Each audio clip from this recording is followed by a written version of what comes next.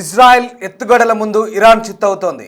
ప్రధానంగా ఇరాన్ అణుబాంబు తయారీకి బ్రేక్ పడుతోంది. అణుబాంబు తయారు చేసే శాస్త్రవేత్తలను అంతమొందించింది ఇజ్రాయెల్. ఐడిఎఫ్ దళాల దాడిలో శాస్త్రవేత్తలు మృతి చెందినట్లుగా ప్రధాని నెతన్యాహు ప్రకటించారు. స్కెచ్ వేసి మరీ దెబ్బ కొట్టింది ఇజ్రాయెల్.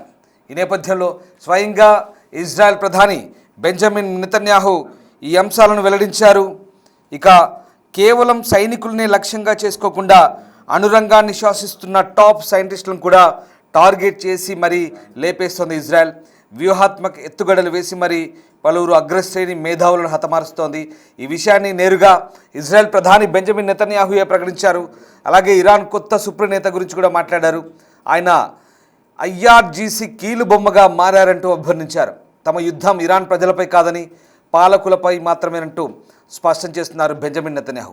పశ్చిమాసియా యుద్ధంలో ఇజ్రాయెల్ మరో భారీ విజయాన్ని నమోదు చేసింది.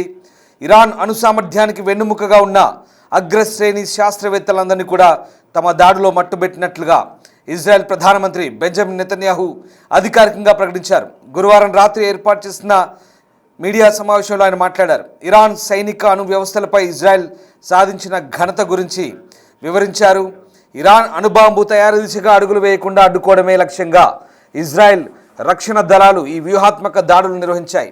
ఈ దాడుల్లో ఇరాన్ అణు కార్యక్రమం వెనుక ఉన్న అత్యంత కీలకమైన శాస్త్రవేత్తలు ప్రాణాలు కోల్పోయారని నెతన్యాహు వెల్లడించారు. ఇది ఇరాన్ అణు కలలపై కోలుకోలేని దెబ్బ అంటూ వారి సాంకేతిక నైపుణ్యం చిన్నాభిన్నమైందంటూ ఆయన పేర్కొన్నారు. బెంజమిన్ నెతన్యాహు ఏం మాట్లాడారో ఒక్కసారి ఆయన మాటల్లోనే విందాం. אזרחי ישראל, אחיי ואחיותיי, אנחנו בימים היסטוריים, ימים שירשמו בתולדות ישראל. במבצע שאגת הארי, השאגה שלנו הולכת ומתגברת. אנחנו קודשים את משטר הטרור באיראן. אנחנו פוגעים וקודשים את עושה דברו, החיזבאללה בלבנון. בשילוב זרועות חסר תקדים בין ישראל וארצות הברית, השגנו הישגים עצומים. הישגים שמשנים את מאזן הכוחות במזרח התיכון וגם מעבר לו. ההישגים הללו מבססים את מעמדה של ישראל כמעצמה חזקה מאי פעם.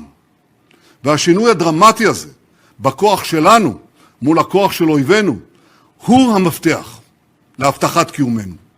איומים עולים ואיומים יורדים. אבל כשאנחנו הופכים למעצמה אזורית ובתחומים מסוימים למעצמה עולמית, יש בכוחנו להרחיק מעלינו סכנות ולהבטיח את עתידנו. ב-1993 פרסמתי מאמר באחד העיתונים וכתבתי בו: הסכנה הגדולה ביותר לקיומה של ישראל אינה נמצאת במדינות ערב, היא נמצאת באיראן. מאז, במשך למעלה מ-30 שנה, משטר האייתולות הרצחני אכן פעל לפגוע בארצות הברית ובמערב. אבל בראש ובראשונה הוא פעל לקדם את התוכנית שלו להשמדת ישראל. הוא עשה זאת בשלושה מישורים. ఇజ్రాయెల్ ప్రధాని బెంజమిన్ నెతన్యాహు హిబ్రూ భాషలో మాట్లాడిన మాటలు విన్నాం. బహుశా ఇవి తెలుగు వ్యూవర్స్కి ఈ భాష అర్థం కాకపోతుండొచ్చు. ఇజ్రాయెల్ ప్రధాని చెప్పిన అంశాలను మీకు నేను పూసకూర్చినట్టుగా అనువాద ధోరణిలో మీకు చెప్పే ప్రయత్నం చేస్తాను. ప్రధానంగా ఇజ్రాయెల్ వెన్నుముక్కగా నిలుస్తున్న అణుశాస్త్రవేత్తలందరినీ కూడా ఈ దాడుల్లో అంతమొందించినట్టుగా నెతన్యాహు వెల్లడిస్తున్నారు. అలాగే కొత్త సుప్రీనేత అయతుల్లా ముస్తాబా ఖమేనీపై తీవ్ర విమర్శలు గుప్పించారు. ఆయన కేవలం రెవల్యూషనరీ గార్డ్ చేతిలో ఒక కీలు బొమ్మ అంటూ బహిరంగంగా ప్రజల ముందుకు కూడా రాలేని స్థితిలో ఉన్న ఒక దద్దమ్మ లాంటి వ్యక్తి అంటూ ఆయన్ను ఎద్దేవా చేశారు. ఇక ముఖ్యంగా ఇరాన్ పాలన ఇప్పుడు మత గురువుల చేతుల్లో లేదని, అది పూర్తిగా సైన్యం కబంధ హస్తాలకు వెళ్ళిపోయిందంటూ ఆరోపించారు. ఇక మరోవైపు చాలా వ్యంగ్యంగా మాట్లాడారు బెంజమిన్ నెతన్యాహు. ఇరాన్ ప్రభుత్వంలోని ఏ ఒక్క నాయకుడి ప్రాణానికి కూడా తాను భరోసా ఇవ్వలేనని, వారికి లైఫ్ ఇన్సూరెన్స్ పాలసీలు కూడా జారీ చేయడం దండగా అంటూ ఆయన వ్యంగ్యంగా చేసిన వ్యాఖ్యలు ఇప్పుడు సంచలనంగా మారుతున్నాయి. ప్రధానంగా ఇజ్రాయెల్ ప్రధాని బెంజమిన్ నెతన్యాహు మాటల్లో టాప్ అణు సైంటిస్టులను లేపేసినట్లుగా చెప్తున్నారు. గతంలో కూడా ఇరాన్ అణు శాస్త్రవేత్తలను 2010 నుంచి వివిధ కారణాలతో చంపుతున్న పరిస్థితి మనకు కనబడుతోంది. రైట్, మా ప్రతినిధి శివ ఢిల్లీ నుంచి జాయిన్ అవుతున్నారు.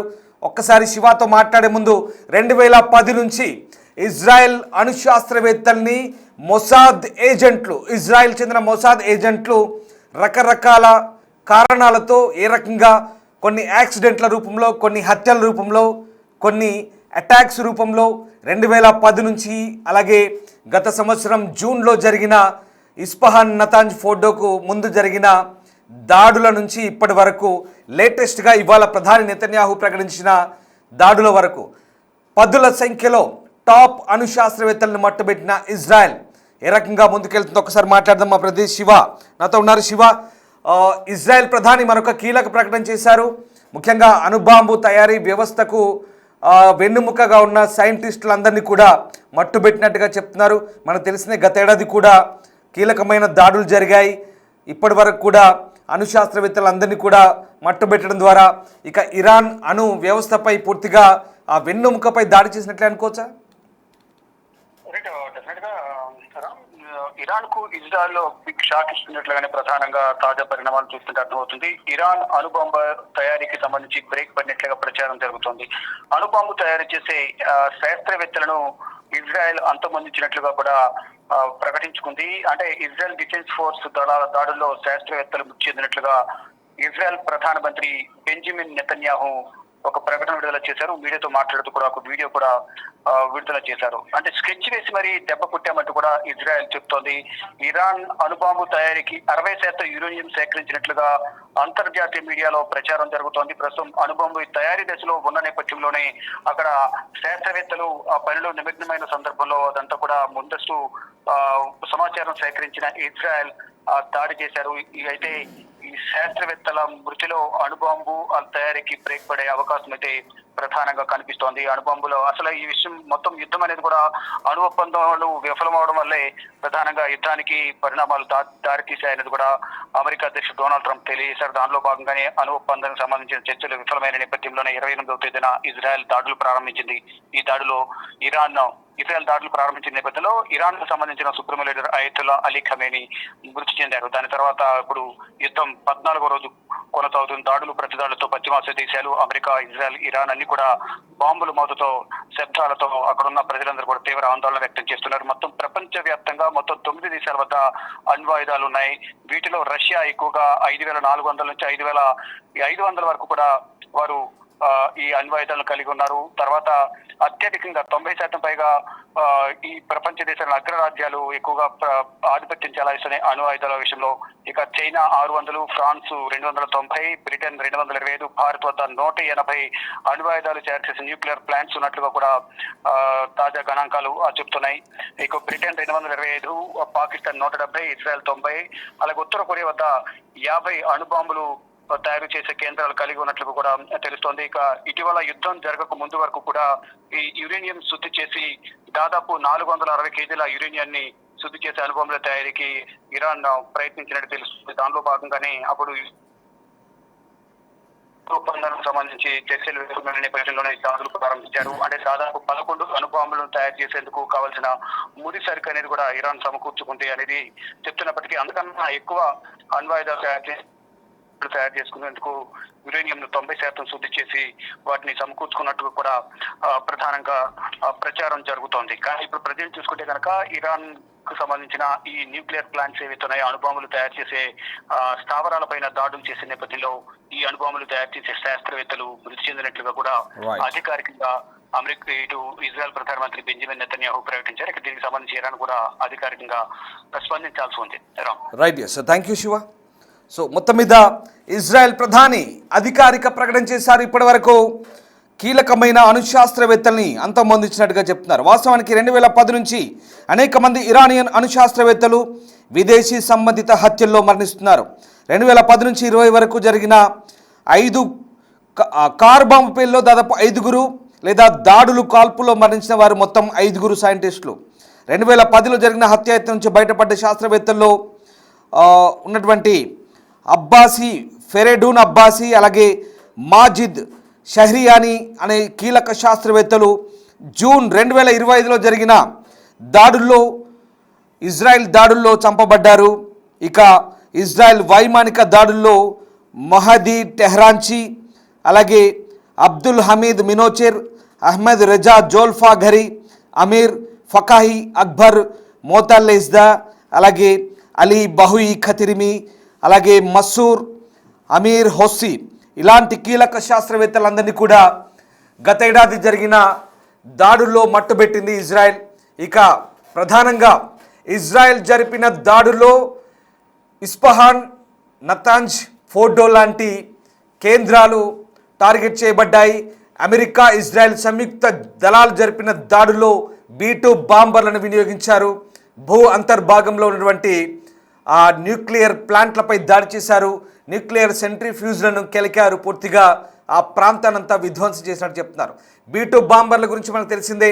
ఆపరేషన్ హ్యామ్మర్ పేరుతో నిర్వహించిన ఈ దాడికి ముస్సోరీ ఎయిర్ బేస్ నుంచి రాడార్లను తప్పించుకుంటూ వచ్చిన B-2 బాంబర్లు ఆ ప్రాంతానంతా కూడా పూర్తిగా భూమిలోకి చొచ్చుకుపోయి భూ అంతర్భాగాన్ని డ్రిల్ చేసి ఆ ప్రాంతం అంతా కూడా విధ్వంసాన్ని కలిగించాయి. మొత్తం ఆ ప్రాంతానంతా కూడా డెస్ట్రాయ్ చేశాయి. కానీ అప్పటికే అక్కడి నుంచి ఇరాన్ అక్కడి నుంచి యురేనియాన్ని తరలించినట్టుగా ఆరోపణలు ఉన్నాయి. అక్కడ తమకు పెద్దగా డ్యామేజ్ జరగలేదని చెప్పారు. కానీ పెద్ద ఎత్తున ఆ దాడులు జరిగినప్పుడు ఆ ప్రాంతం అంతా కూడా భీకరమైన మంటలు, పొగలు వ్యాపించాయి. తాజాగా యురేనియం ఎన్రిచ్మెంట్ను ఆపాలంటూ మొదటి నుంచి కూడా అసలు యుద్ధానికి కారణమే అది. జెనీవా కేంద్రంగా జరిగిన చర్చలు విఫలమవడంతోనే ఇజ్రాయెల్, అమెరికా ఇక ఏకపక్ష దాడులకు దిగాయి. ఫిబ్రవరి 28 నాడు ముహూర్తం చూసుకొని ఏకంగా సూపర్ లీడర్ అయతుల్లా అలీ ఖొమైనీయే కంపౌండ్ పైనే 30 బాంబులు విసిరి తోమహా క్షిపణితో ఆ ప్రాంతానంతా కూడా విధ్వంసం చేసి ఖొమైనీతో పాటు దాదాపు 49 మంది అగ్రశ్రేణి మిలిటరీ కమాండర్లను హతమార్చడం ద్వారా, ఖొమైనీ కుటుంబ సభ్యులను హతమార్చడం ద్వారా ఇజ్రాయెల్, అమెరికా సంయుక్త దళాలు గొప్ప విజయం సాధించాయని ప్రకటించుకున్నాయి. దీంతో తర్వాత యురేనియం సంబంధించినటువంటి నిల్వలు, అలాగే బ్రిగేడ్ ఆఫీసులు, అలాగే అక్కడ ఉన్నటువంటి లాంచ్ ప్యాడ్లు, అలాగే మిసైల్ కంపౌండ్స్ ఏవైతే ఉన్నాయో, డ్రోన్ ఏవైతే ఉన్నాయో ఆ ప్రాంతాలు, భూగర్భ కేంద్రాల్లో ఉన్నటువంటి ఆ ప్రాంతాలన్నీ కూడా విధ్వంసం చేశాయని చెప్తున్నాయి. నేవల్ బేసెస్ డిస్ట్రాయ్ చేశారు, ఎయిర్ బేసెస్ డిస్ట్రాయ్ చేశారు. దాదాపుగా తమ టార్గెట్లన్నీ కూడా దాదాపుగా పూర్తయ్యాయి. రియల్ టైం GPS సిస్టంతో ఇవన్నీ కూడా పక్కా పకడ్బందీ దాడులు చేశామని చెప్తున్నప్పుడు కూడా ఒక్క దాడి మాత్రం గురి తప్పింది. అమెరికా ఇంటెలిజెన్స్ ఇచ్చినటువంటి ఒక తప్పుడు సమాచారంతో ఒక స్కూల్పై జరిగిన దాడిలో 165 మందికి పైగా చిన్నారులు ప్రాణాలు కోల్పోవడం ప్రపంచాన్ని కలవరపెట్టింది, ప్రపంచాన్ని దిగ్భ్రాంతికి గురిచేసింది. అయితే ఇప్పుడు ఇజ్రాయెల్ చేసిన ఈ ప్రకటనతో, బెంజమిన్ నెతన్యాహు చేసిన ప్రకటనతో అధికారికంగా ఇరాన్ అణు శాస్త్రవేత్తలు ఇంకా ఎంతమంది చనిపోయారనేది తేలాల్సి ఉంది. ఇరాన్ దీని గురించి స్పందించాల్సి ఉంది. మొత్తం మీద ఇరాన్ అణు శాస్త్రవేత్తల మృతితో వాళ్ళ అంతమొందించడం ద్వారా ఇరాన్లో యురేనియం శుద్ధి, అలాగే అణు బాంబుల తయారీకి సంబంధించి పూర్తి స్థాయిలో బ్రేక్ పడవచ్చు అంటూ విశ్లేషకులు కూడా భావిస్తున్నారు. Thank you very much.